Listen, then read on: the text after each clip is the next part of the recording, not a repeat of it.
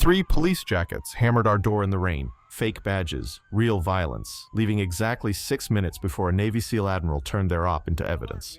They came for a black SSD that tugged a thread from night monitoring to a port commissioner. By dawn at Pier C, engines screamed, guns dropped, and the only thing left to shatter was their cover. Rain in San Diego made the whole neighborhood look like a glass box.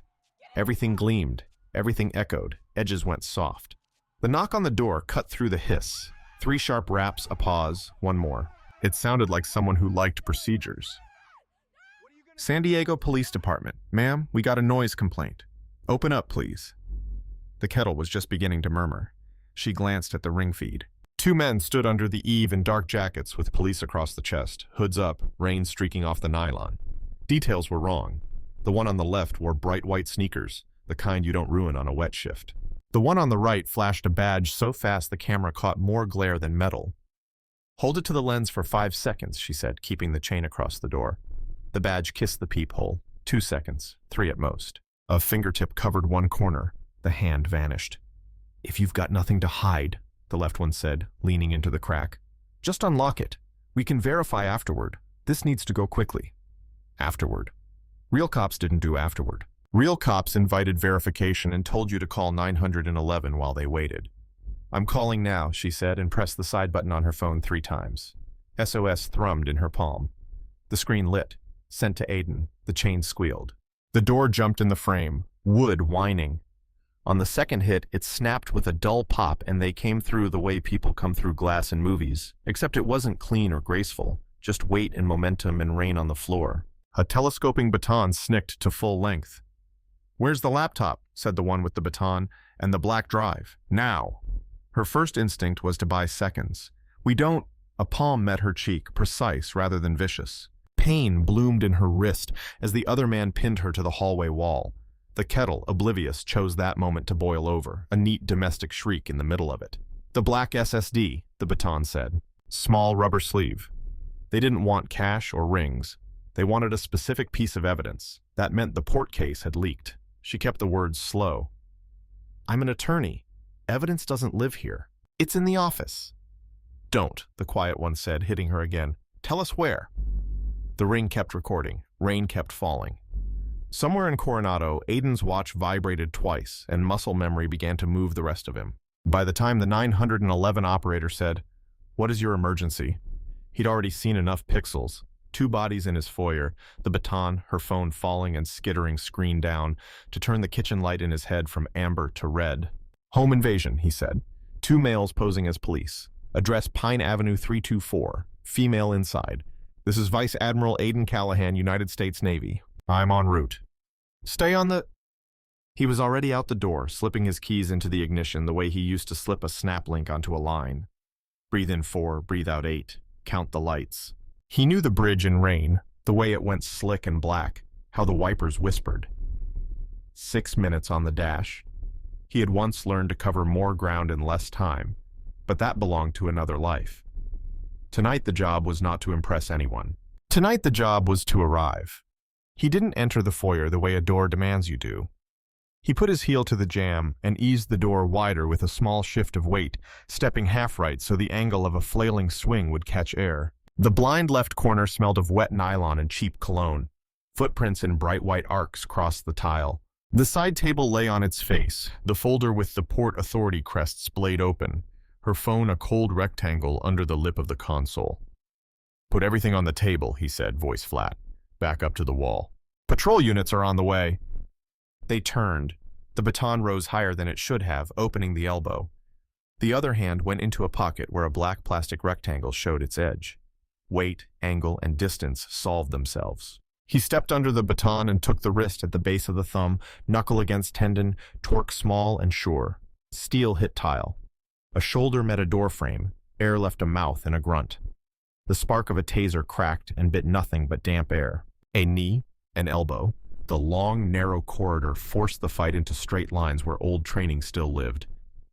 When it stopped, it did not stop with a flourish. It stopped with 2 men on the floor, one face down, the other on his side, wrists cinched with their own nylon ties, breathes short and uneven. The baton skittered into the kitchen like a kicked spoon. Sirens rolled up the street like weather. Red and blue climbed the walls.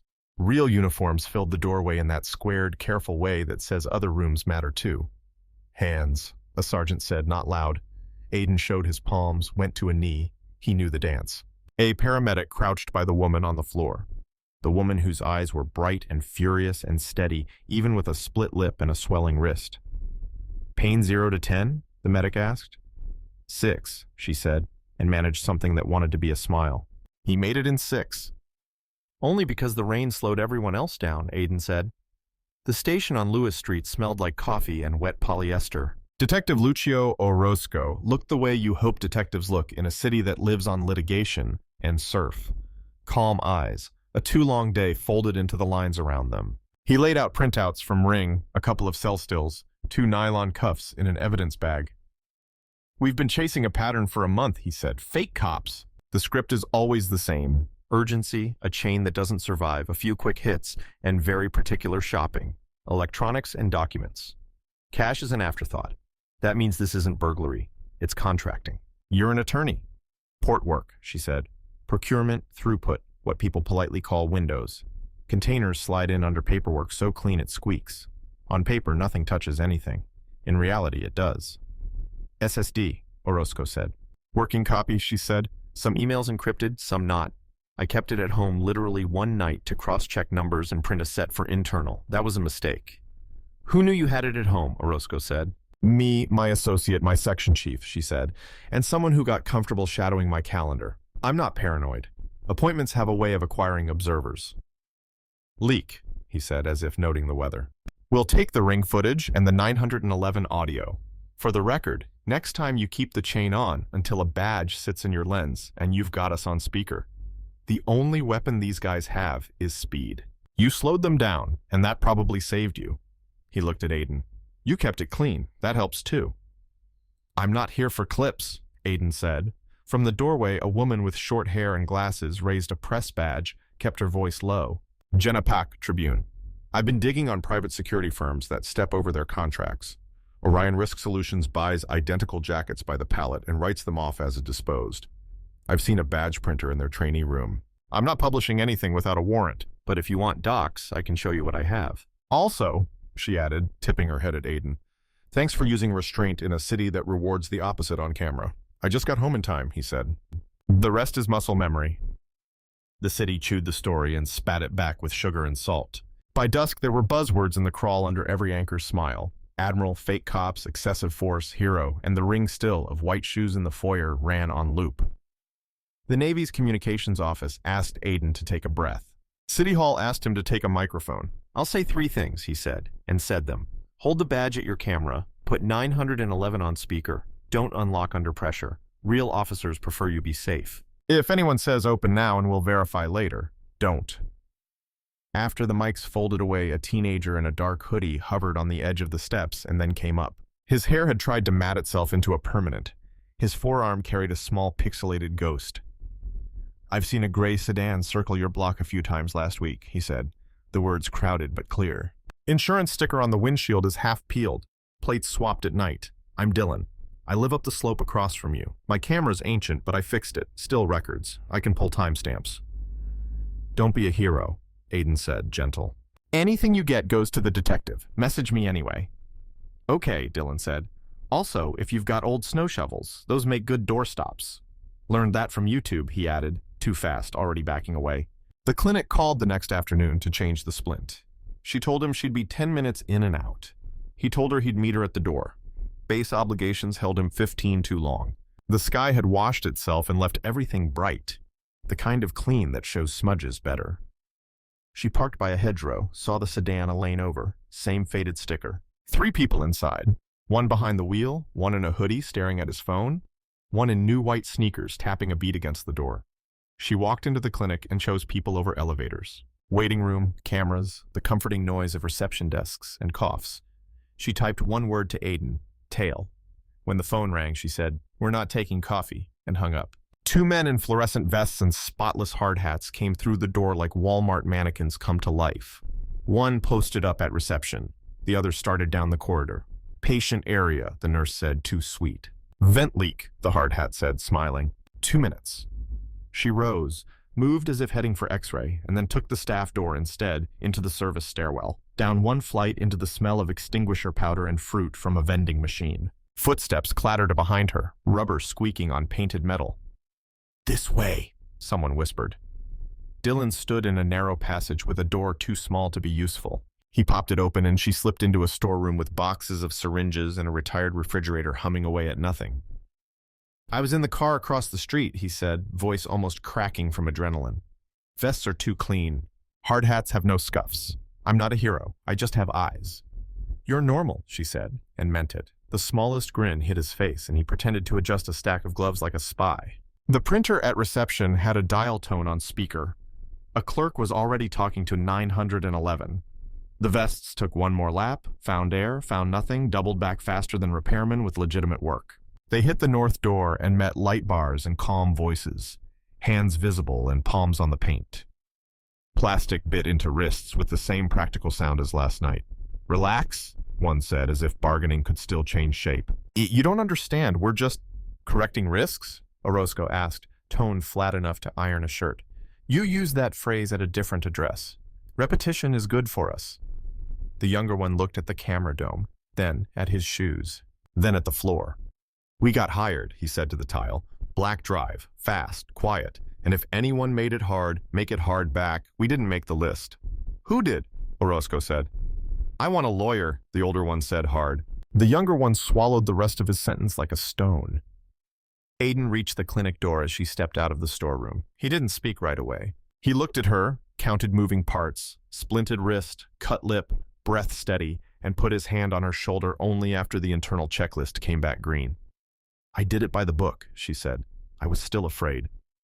"Fear isn't failure," he said. "Haste is." The knight refused to lie down early. In the bullpen, 3 pairs of hands drummed on paper cups. The driver of the gray sedan kept worrying a thin crack in the rim with his thumb. "Where do you work?" Orozco asked. "Gig apps," the driver said. "Security, load-in, odd jobs." "Name of the app," Orozco said. "Orion," the driver said, and knew he had said something useful and irreversible. Jenna sent a draft no editor would print without a subpoena. Little security companies, big nighttime favors, how monitoring bled into masquerade. On the left of her spreadsheet sat dates. On the right, bland notes. Quiet, call-out, access error. When you drew a line through the calendar, the bland notes lined up with homes like his, like theirs. "Sentinel Port Services has a contract with Orion for night monitoring," she texted. "I filed an attorney letter and got a shrug. Tomorrow I'm going to see their CFO, Clara Wynn. She is careful. Too careful." "Sentinel is the port," he said to the woman in the splint. "Where the windows live," she said. "Then tomorrow we go there," Orozco said. "But not without paper, and not without helmets." At 3 in the morning, Jenna's phone screamed a little electronic knife. The voicemail used a filter, but you can hide grain, not logic. "Leave Wynn," the voice said. "Take Mercer. He breaks. She survives you. If you keep pressing, people have accidents, like your friends at the clinic." The message ended. No number to call back. No metadata that meant what it said. "They're splitting blame," Aiden wrote back. "Someone who understands doorways wants us to walk away from hers, which is how you know which hallway to take." She closed her laptop and rested her good palm on the rigid wrap. "Leave Wynn," she said aloud, tasting the words. "No. Begin with her." The rain had burned itself out, left puddles reflecting a few stubborn streetlights. The house was quiet in the way that makes you hear everything. Refrigerator, pipes, and old boards settling. He stood in the doorway and watched the street for a minute, waiting for nothing, thinking about count-ins and corners. Tomorrow would smell like diesel and salt and wet rope. Tomorrow would have a terminal number and a logistics manager named Mercer, who insisted he only signed things. Tomorrow would also have glass breaking near a finance office and a shot fired by someone who believed dawn was too late. He turned off the porch light and followed her back inside. 6 minutes, he thought, and the difference those minutes make. He wasn't proud of the part where fists met bone. If he was proud of anything, it was how little he had added to the damage once the danger stopped. Pride didn't matter. Procedure did. In the morning they would go to the port. Tonight they slept with the sound of last rain still running in gutters and a black drive sitting in a safe with a new code. In homes up and down the block, people who had watched the news began practicing a sentence at their own doors. "Show the badge to the camera. I'm on with 911. We're not in a rush. And somewhere in a strip mall office with a keycard reader and a printer that could spit out a dozen kinds of credentials, someone who had ordered white sneakers for the crew stared at a blank monitor and tried to decide whether to delete a spreadsheet called night_mon.xlsx or move it to a thumb drive marked taxes. The port looked honest in morning light, all cranes and cables and gulls announcing the hour. But the honesty ended at the glass doors where a receptionist with a perfect smile asked for IDs and the word appointment as if it were a passport. The badge Orozco held wasn't a passport. It was an anchor.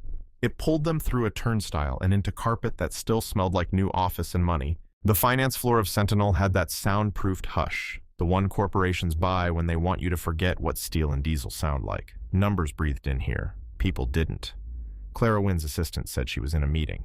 Clara Wynn herself stepped off an internal elevator wearing the kind of coat that pretends it's just a coat and not a decision. Sneakers under the hem. A small clink somewhere inside the wool when she moved. No one raised voices. Polite sentences did the same work as threats, contracts, monitoring, night shifts, line items that said risk correction, as if risks caught colds and needed soup. She kept glancing at the glass. She kept not glancing at the people with her.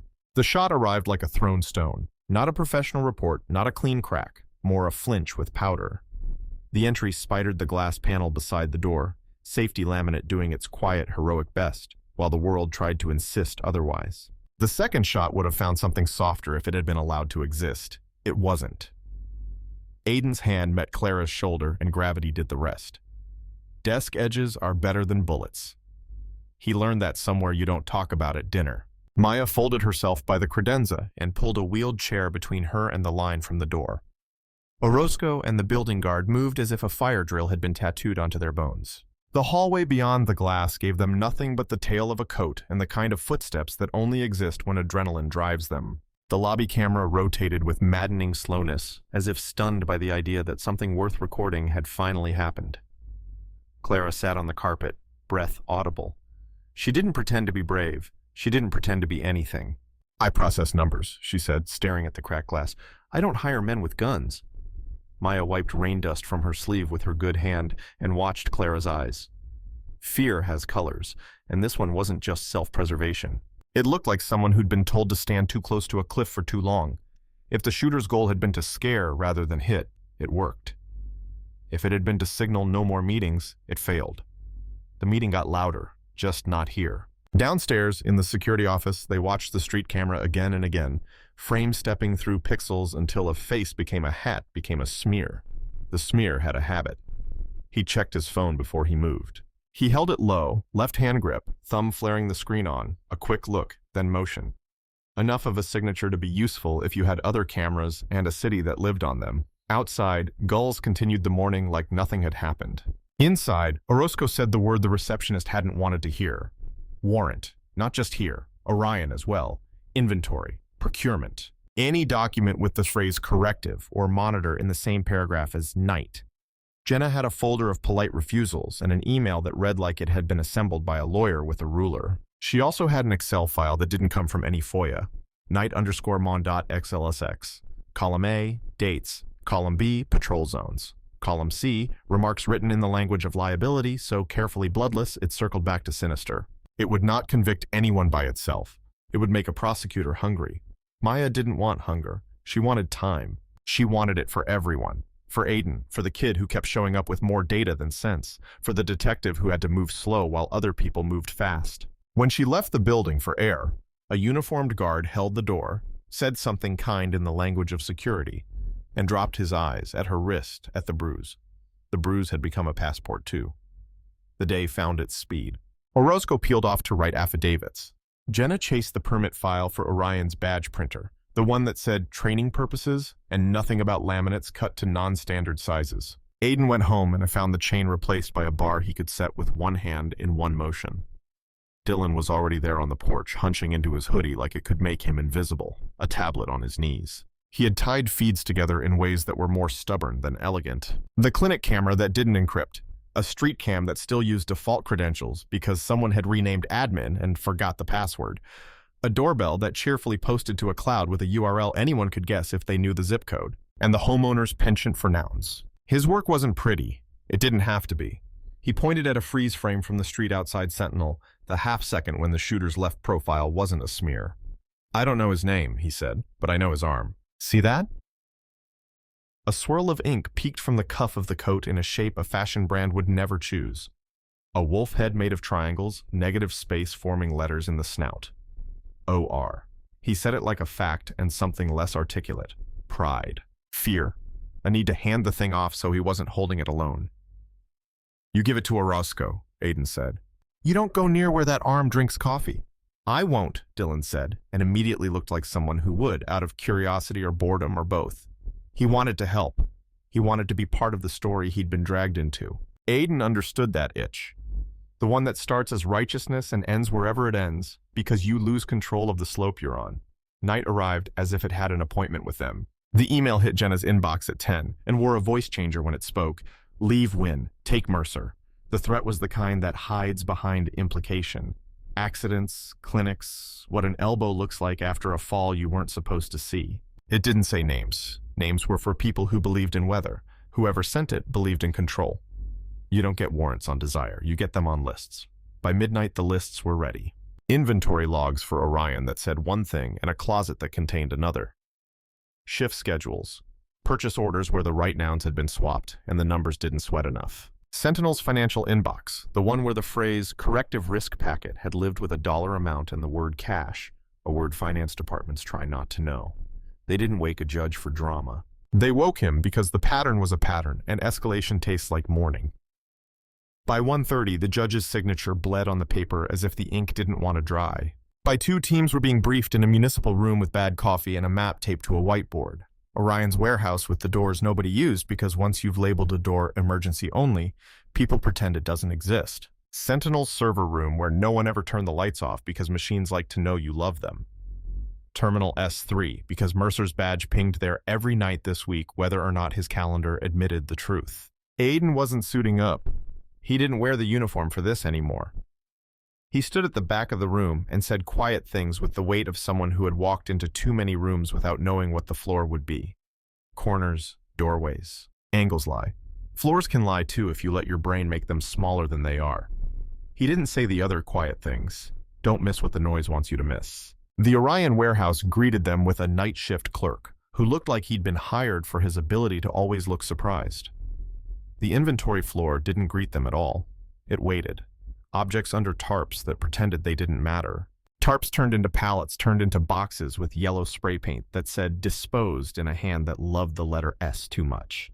Opened, they birthed jackets with police bold as a billboard. A shelf promised training laminates and delivered badge blanks cut to no city spec, along with a printer whose driver listed templates for jurisdictions that had never contracted with Orion in their lives. Someone had taken the time to name the files nicely. Someone had taken the time to name a spreadsheet something a judge could read without sighing. Night_mon.xlsx printed on paper looked worse than it had on Jenna's laptop. The sums lined up. The nights lined up. The remarks danced around facts. It would do. At Sentinel, the server room was what server rooms always are, cold as an apology and lit like the inside of a vending machine. A systems tech blinked at the paperwork and got polite while a forensic analyst made clones of disks with a care that looked like love if you didn't know better. The search terms were memorized. Risk packet, corrective, night. What they found was both more and less than anyone expected. Emails that said nothing but CC'd the right people, attachments that held policies with enough holes to dock a vessel through, calendar entries that moved themselves in the night. And in a finance folder, a small photo someone had printed and left where it shouldn't be left. A foyer floor and a pair of 2 clean sneakers mirrored in a puddle. The edges of the paper were soft where a thumb had worried them. No one said, "Why keep that?" They understood. Leverage could be a keepsake. It would have been a neat night if the terminal had behaved. It didn't. Terminal S3 lives where concrete and bureaucracy agree to pretend the ocean is a tame thing. The guys on the forklift nodded them through the gate like this was the most interesting thing that had happened in a week. Mercer's office watched them arrive and said nothing. Mercer himself was already sweat-slick, gaze pinging between the door and the red exit sign, like a metronome that didn't know what song it was keeping time for. Power in terminals is not supposed to fail. When it fails, It fails in the exact way you would expect if you were an electrician enough to know how the backup likes to stutter before it remembers its job. Racks through a red strobe and then a hooded emergency calm, the kind that makes shadows taller. You hear people differently in generator light, the boot scuff that loves to show itself off, the breath someone taught to hide, the metal whisper of a tool that didn't mean to move. Mercer said the word generator and meant getaway. Service corridors in places like this are perfect hunting if you've never learned to distrust straight lines. The side door told a story. Keypad, fresh scratch at a screw as if a bored hand had learned where to pry. Paint, new where old paint should have been happy to chip. Aiden put his hand flat on the door as if feeling temperature could tell him anything. Sometimes it can. Pressure waves have honesty. The man with the wolf tattoo on his wrist didn't arrive in a swirl of music. He slid along a cinderblock wall at speed and swung a pry bar like it was the only English his body still remembered. The first pass meant nothing on purpose. The second didn't get the chance to exist. Elbow, shoulder, weight. Hands that had learned restraint before they learned aggression made quiet work, and the pry bar sounded like an apology when it hit the concrete. The tattoo looked worse up close, triangles of ink scarred over a thin wrist. Or, not bravery. Branding. They found keycards on him that knew more doors than any hired hand should know. They found a phone with a home screen photo of nothing at all. Just a gradient like a sunset a designer had built for people who wanted to believe in calm. In his wallet, a folded paper with 3 initials and 4 digits. Places to be, times to be there. Someone loved lists. Someone had taught him to love lists too. Mercer tried denial as performance. He tried exhaustion as virtue. He tried, I just sign things as absolution. Paper didn't care. Paper is a mirror. It said cash for corrections. It said Orion outside of places where Orion belonged. It said the names of subcontractors who existed to exist and then be dissolved. He pointed at Clara on a screen in a window he thought no one could see and said the word boss because people like him always point up. She would point sideways. Someone above them would point down. That's how circles get drawn. Bad coffee tasted worse at 4 a.m. The prosecutor came to life as if accustomed to the hour and the flavor. Probable cause sat there like breakfast. Someone mentioned press. Someone else mentioned posture. The burned edges of a printout still smelled faintly sweet. The plan for daylight was simple because it had to be. Meet Orion in their office space while the inventory team finished counting lies. Knock on Clara's door with more than questions and fewer courtesies. Walk Mercer from his desk to a car without giving him the dignity of a smoke break. Serve the papers that would turn knight_mon.xlsx into evidence with a number. Everything synchronized so no one could call anyone before it mattered. Threats like the one Jenna had received don't evaporate in daylight, they get confident. By 5, a fire alarm began a ridiculous warble in a block of units 2 doors down from Orion. Everyone looked, saw nothing, moved on. 5 minutes later, an actual fire began in a skip behind the warehouse, oily smoke arguing with the early blue. Someone tried to give them spectacle so they'd stop noticing the small door marked emergency only, where a van had just paused too long. While the engine worked the fire, Orozco and Aiden walked toward the wrong show and the right problem. The van doors stayed closed. The driver watched them in the rear view with the posture of a man measuring, labeling, filing. The license plate didn't exist outside of a DMV form that had been retired last summer. The heartbeat in Aiden's throat didn't change its count. It simply moved somewhere he could listen to it better. Across the bay, a horn from a small vessel blew one long note you're supposed to interpret as something like permission. On a camera feed, Dylan had coaxed into cooperating with a sticky note and an improbable password. 2 figures in a coat closet that had pretended to be a coat closet all night suddenly looked like people making a decision. One coat had a laughable attempt at invisibility sewn into it, a coat for a woman who wanted to be nobody. One wasn't a coat at all, just a hoodie over a shirt starched so hard it barely bent. They moved with that terrible energy of people who thought they had chosen the lesser of 2 wrong exits. Jenna's phone vibrated with a new message from the number that didn't exist. The words were fewer. Dawn. Pier C. No more meetings. The sky went the color of paperwork. The van door slid a cautious 3 inches and then thought better of it. The emergency door at Orion's side stair tried to decide if it still believed the label it wore. The terminal's PA hiccuped and declared a routine test no one had scheduled. Somewhere a small motor caught, began to mutter. The plan remained the plan, and then like all plans, it became something else because the people inside it weren't lines on a board. Mercer was no longer at his desk. Clara was no longer on her floor. The list in the wolf's wallet had one last entry. The clock in Aiden's head reset without asking permission. They split the difference between law and necessity. Orion's office got its papers. The server room got its clones. The terminal got more uniforms. Maya stood at a window and watched Pier C like it owed her something. What it owed her was the next hour of the life she hadn't wanted to live this way. The phone in her palm warmed as if it could help. It couldn't. It could only report. The water looked smooth enough to lie. Everything about it said calm. Everything about the day said hurry. She felt the sensation she'd had in the clinic before she took the staff door, the way air thickens when someone decides to close distance. At the end of Pier C, a person in a coat that wanted to be a shadow pulled a hood forward. Another person studied the rope that made a boat stay a noun. The line trembled. The motor coughed again and became intent. No one shouted. There are times for shouting and times for moving, and this was the second kind. Orozco ran without looking like running. Aiden moved the way he moved into their foyer. Not on the center line. Never where the swing would be. Jenna, who wasn't supposed to be here and was always supposed to be here, slid her phone into a pocket and refused to imagine what the email would be like if she outlived this and had to write it. Dylan, who absolutely wasn't supposed to be here and had no business standing this close to cause, stood behind a stack of crate covers and whispered an update only people with an earpiece should have.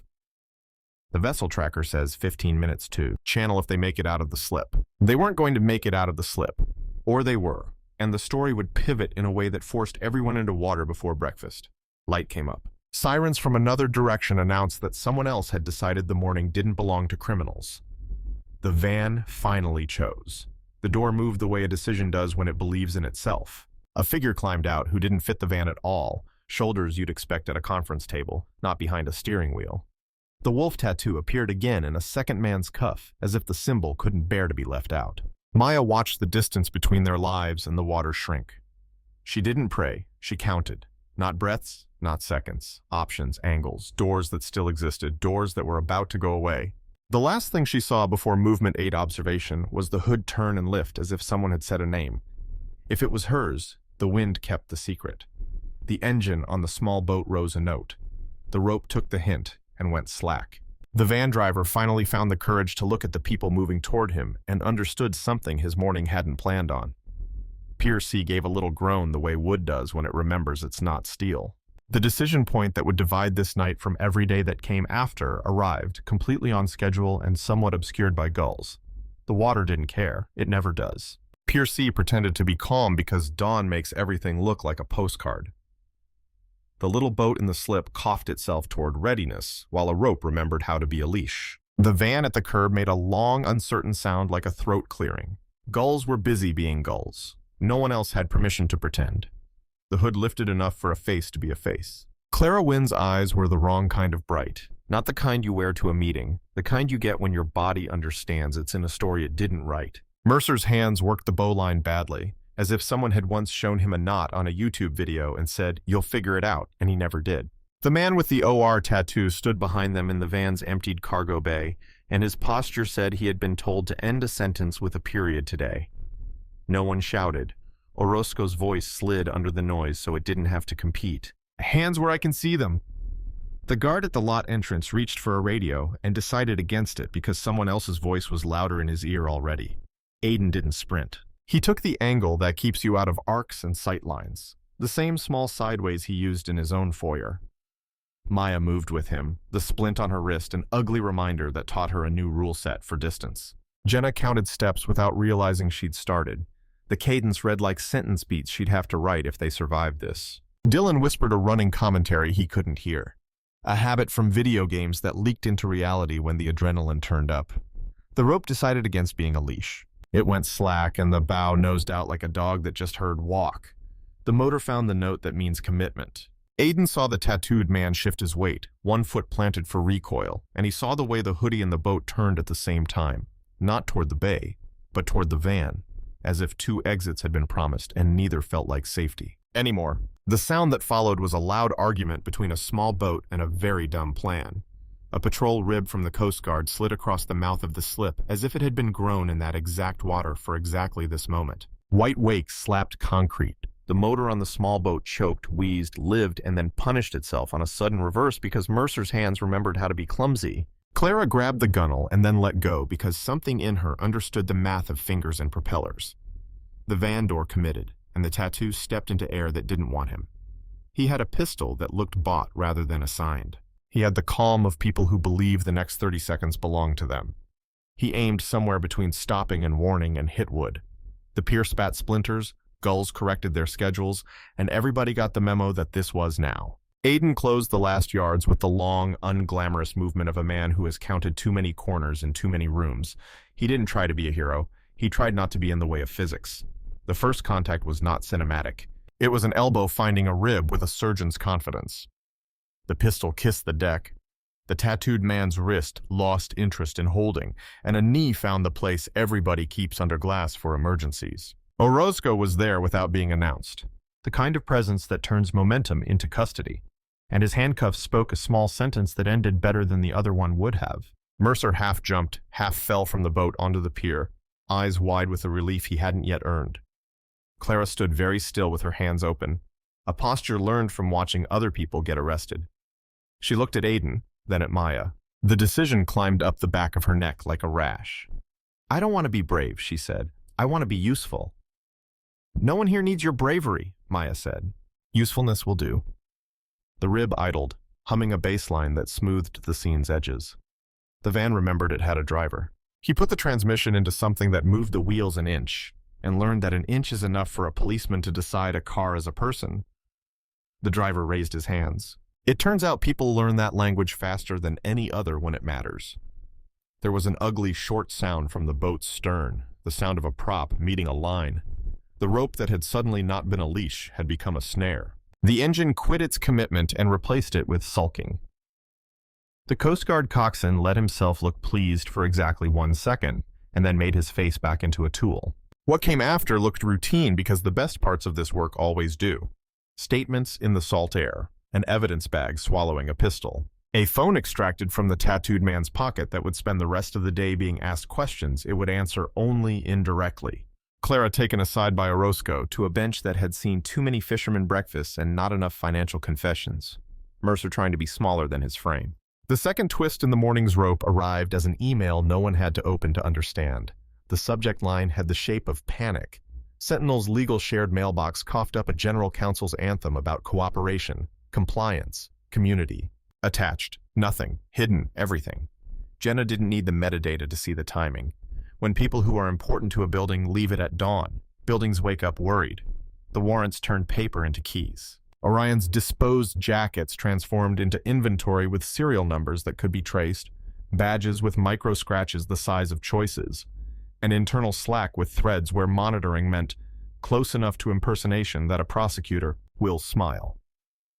Sentinel's server racks gave up calendar shadows and risk packet templates and accounting entries that had been designed to be explained only by a man who wasn't in the room. But the thing that had people in 3 rooms look up at the same time was not a document. It was a thumb drive in the Wolf's keychain, a small black grain no one would have noticed if a board officer hadn't twisted the plastic for something to do while waiting for a ride to the jail. The grain had a zipper named Blue Harbor. Inside the zipper, spreadsheets with columns in which money moved like tide, sender accounts with bland names housed at banks that prefer to know only what they must, a list of donations to a PAC with a name so civic it hurt. The donors were LLCs with no websites, registers of agents at mailbox stores, executives who didn't search well because they didn't exist. The outflow line items bought 9 billboards for a port commissioner race and 6 weeks of attack ads against a council member who had asked awkward things about night shifts. The PAC's treasurer of record was a woman in Nebraska who also happened to be treasurer for a dozen other blandly named efforts in states she had never visited. The compliance folder included one misfiled PDF where a real name had failed to hide, Nolan Pratt.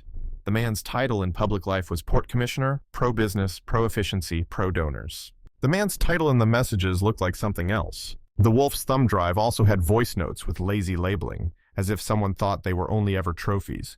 Tuesday Clara, Mercer 12/9, Blue Harbor follow. The audio wasn't clear unless you knew the voices. They knew one. Jenna stared at her screen as if it had a pulse. She didn't smile. Reporters don't smile when a thread becomes a tapestry in front of them. They breathe slower and make sure the recording app on their phone is still doing its little red dot thing. Orozco didn't smile either. Cops don't smile when the name on the paper is one they see in ribbon cuttings, and ribbon cuttings come with rope. The hard part wasn't the name, it was the choreography. Pratt would know where the cameras were and where the cameras weren't. He would have a lawyer who wore watches more expensive than the average motor. He would have an alibi for any hour you liked. But he would also have texts he had forgotten to write from a second phone and a donor who had nothing left to lose, and a morning where two people had almost taken a boat to nowhere and a tattoo on a wrist that matched a retainer on a file in Orion's cabinet. They didn't go to Pratt first. They went to a room under the terminal where contracts were stored because someone had once believed paper lasts and memory doesn't. The filing cabinets were the gray kind you push with a handle that locks everything you love into place. The bottom drawer had a false floor. Under the floor were things false floors love: a cheap camera, a handful of keys, a second set of purchase orders with amounts that made more sense than the ones upstairs, and a photograph of an office party where a man with a port commissioner's jawline had his arm around the shoulders of a woman whose sneakers were white and new and whose badge was held at an angle that would have made a lobbyist proud. The back of the photo bore a date in ink that bleeds like truth and the words "Night Kickoff." They issued new paper because that's how you hold old paper together in court. They built a log of when the disposed jackets were actually delivered and to whom. They paired it with an unusual order history from a Seattle uniform supplier that had never shipped to Orion before and then suddenly shipped 3 pallets overnight, paid via a credit card belonging to an LLC Pratt had registered years ago to Consult. They found a payment from Sentinel to Orion that hit 2 hours after a home invasion on Pine Avenue. Risk packet. The sum matched the amount in cash Mercer had accepted the day he thought cash would fix everything. Maya sat at a table and watched the pile grow. It didn't look like justice. It looked like a messy desk. She hated messy desks. She also knew how to make them persuasive. She had worked long enough around men who thought emails were just flashes of light, ephemeral, uncatchable, to understand the satisfaction of catching light. Clara spoke for 4 hours with a city attorney who had learned how to be patient and how to be kind without letting kindness seal his ears. She didn't play saint. She said her job title and then said how she had betrayed it. She said risk packet out loud without looking away. She said cash and then no in the same sentence because she wanted the record to show she had at least drawn a line. She said Pratt's name like a person saying a diagnosis. She said Orion like the person saying a brand of mistake. Mercer tried to pivot to survival. He pointed up, sideways, anywhere that wasn't his chest. He flinched every time the word cash came up as if the syllable carried electricity. He said he would testify about night schedules, about work orders written like prayers, about a meeting in a coffee shop where the wolf tattoo kept finding ways to be visible. A showy thing men do when they want you to think they don't care. They didn't arrest Pratt at his office. They didn't give him the glamour of a perp walk in front of a logo. They took his phone in his driveway and his laptop from a cabin where he told donors he wrote longhand on weekends. They took 2 boxes from a spare bedroom that belonged to a teenage son who had not been taught that a hard drive under a pile of hoodies is not a good way to hide an adult's conspiracy. They did not manhandle him.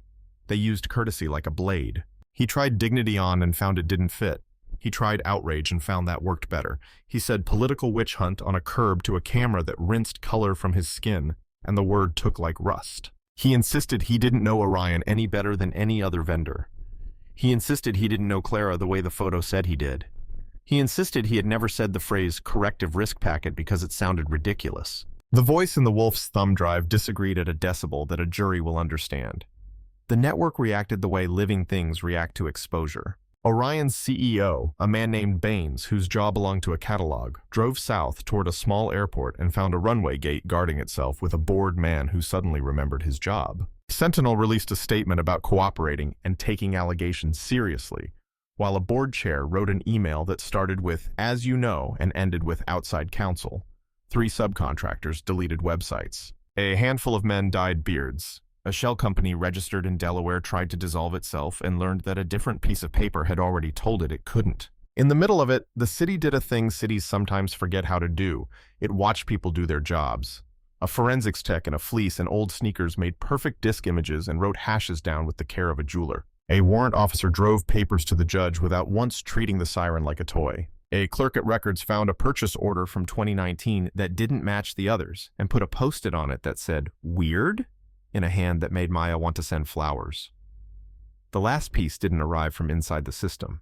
It arrived on a memory card pulled from a ring 2 blocks away from the Pine Avenue house. The homeowner had not been home that night, but his camera had been, and because he had never changed the default, Dylan had found the feed once and told himself he shouldn't. Now the man came into the station with a grocery sack and said, "I think this is yours." The card had 2 minutes of video of a gray sedan idling under a streetlight before the home invasion. In the passenger seat, the wolf tattoo wrote something on his palm. In the back seat, a man with a face known from ribbon cuttings bent forward and asked, "Are we good?" through the open window. The sound was garbage. The shape of the mouth and the profile were not. The DA's office didn't cheer. It had the grim, practical happiness of a shop when the right part finally showed up. Court is a slow machine by design. It ground into motion. The calendar slotted preliminary hearings into a month no one had wanted to save for this. Orion's counsel argued the company was an injured party, preyed upon by rogue employees. The prosecutor walked the jury pool through badge printers and procurement records like a self-guided museum tour. Clara didn't wear sneakers to court. She wore flats that meant she was tired and done pretending to be taller. She didn't cry. Mercer did, briefly, badly. Pratt arrived with a tie that said old money and eyes that said poor planning. The charge that mattered was not glamour. It was fraud. The second charge was better television. Impersonation of law enforcement with a deadly weapon. The third charge had teeth. Conspiracy to commit burglary and assault. The fourth charge didn't care what you thought of it. Honest services fraud. That last one was for the PAC, for Blue Harbor, for the donors that weren't real and the ads that were.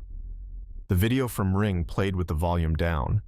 The jury watched white shoes reflect in a puddle. The jury watched a chain bend and a baton extend, and a woman lift her chin in a foyer that used to be for keys and umbrellas. The jury watched a man enter a doorway he already owned and remove violence like it was a fuse. They looked at Aiden as if trying to reconcile the word Admiral with the posture of a man who seemed to hate adjectives. He told them about procedure. He told them about angles. He told them where he almost made a mistake. 12 people respected the integrity of that last detail more than any story about being tough. Jenna wrote the thing she had meant to write on the morning of the clinic, except now it had names where placeholders had been. She didn't make it noble. She made it clear. She showed work, photos, filings, spreadsheets that explained themselves to anyone smart enough to be angry. She didn't say hero. She didn't say villain. She said how systems get bent when people think no one will bother to measure. People bothered.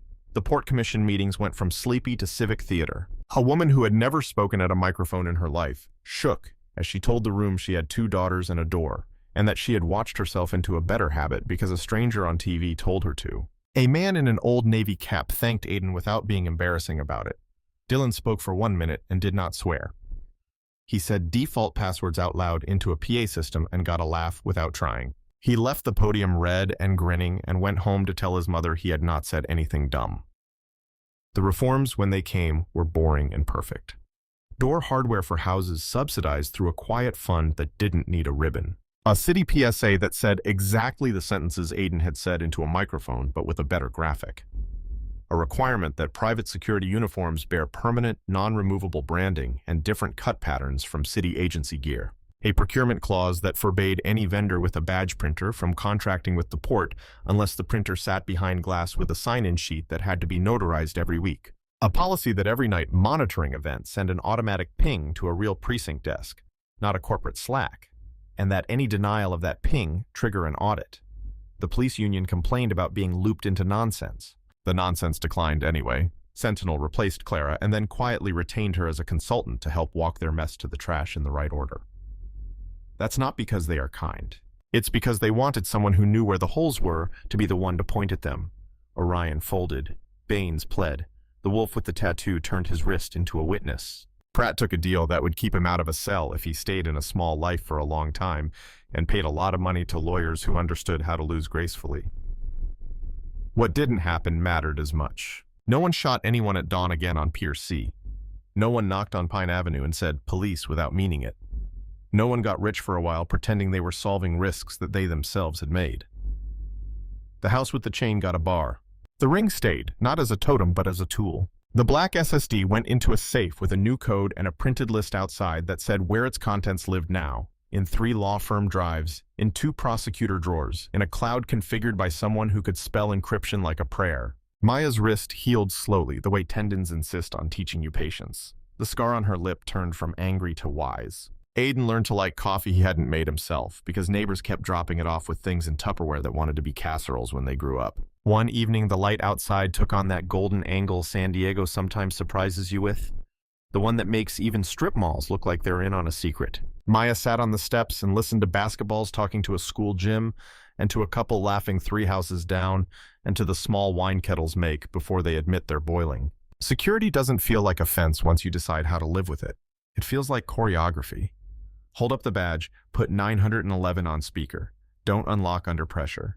She taught that class now, unofficially, to anyone who asked. She told them fear is not failure and pause is a weapon. Dylan brought over a pie his mother had baked way too generously for the size of his family, and a 3D printed little plate that read SOS in raised dots because he'd fallen down a rabbit hole about accessibility and decided doorbells that rely on sight were rude. He showed Aiden a new camera he'd set up for a neighbor, and Aiden made exactly the right amount of fuss. He also installed a plate above his own deadbolt that said, "Show your badge to the camera, because clear is kind." Jenna's article won nothing because the good ones rarely win. They just change what the next bad guy thinks is safe to try. She pinned the PAC spreadsheet to the corkboard above her desk in a rental she loved for being beige and quiet. When she met Clara for coffee months later, they didn't talk about redemption. They talked about process and harm and how some bridges are not for burning but for closing until you staff the checkpoint correctly. Orozco stopped by once with a folded copy of a classified ad for a security job that would now never be posted again. He asked after her wrist. He said the quiet part about the case, the part that doesn't make it into statements. We almost lost it at the clinic. If that nurse hadn't stalled, if the vests had been scuffed, sometimes it's the dumbest details that save you. He didn't say white sneakers, but they all heard it anyway. On a Saturday months later, a man who sold shoelaces and running shoes out of a strip mall handed Dylan a box. Inside, a pair of absurdly white sneakers. A Sharpie along the side had 3 words in uneven block letters. Not a uniform. Dylan laughed the way 19-year-olds laugh when the world pauses long enough to let them be 19. That night, when someone on the block heard a knock too close to the old rhythm, 3, pause, 1, they didn't panic. They checked the lens. They put 911 on speaker. They asked for a badge to sit in the glass. They took a breath long enough to make a door chain feel like a choice instead of a hope. Across the city, a dozen houses practiced the same script because a man in a tie and a woman in flats and a kid in a hoodie and a detective in a cheap suit had chosen to do small things correctly in the right order until the big thing got tired of being wrong. You can pretend water remembers tragedies. It doesn't. It remembers where to go. Pier C went back to being wood and bolts. Boats did what boats do. The morning gulls kept lying about what oxygen smells like. The only trace that stubborn Dawn left lived in 2 scars, several terabytes, and the new habit of a neighborhood that had learned how to count. If you ask Aiden what the story was about, he won't say revenge. He'll say procedure. If you ask Maya, she'll say boundaries, plural. If you ask Dylan, he'll say passwords first and then, with a little embarrassment, neighbors. If you ask Jenna, she'll hand you a copy of a procurement clause and say, "This is boring. That's why it's powerful." If you ask Orozco, he'll shrug and say something like, "You do the next thing." Because the job never ends, it just changes nouns. At some point in that quiet after, Aiden found himself counting again. Not because he had to, but because he liked what it did to his breathing. In for 4, out for 8. On the out-breath, the memory of a foyer you own and a morning at a pier you don't. On the in-breath, the sound of water that doesn't care and a kettle that does, very much. The last email Jenna ever got from the number that never existed was 2 words and a period. No more. She didn't save it. Some endings don't require pins. Some stories don't end. They just stop needing to be told every day because enough people know how they go. From the street, the house looked the way houses look when they're used well. A bar across the door sits where a chain once failed. A camera lens wears a faint smudge from fingers holding badges too close. Inside, a safe doesn't feel like a bunker. It feels like a shelf. On another shelf, a pair of white sneakers sits as a joke and a lesson. Nobody in the house has to look at them to remember. They've written the memory into their hands. If anyone ever asks Maya what she was thinking when she pressed the SOS button and kept talking instead of screaming, she'll tell them the truth. She wasn't thinking. She was following a script. The script wasn't heroism. It was 8-count breathing and a sentence learned by enough people that a city leaned a degree towards safer. At dawn, weeks later, Rain tried to rehearse again. It couldn't make the edges soft this time. The neighborhood had given itself sharper lines. When the first 3 knocks came, Different door, different block. A voice from inside said, clear and bored. Badge to the camera, I'm on with 911. There's no afterward. And outside, for once, someone in a jacket that didn't belong to him put his palm flat to the wood, weighed the word afterward, and left.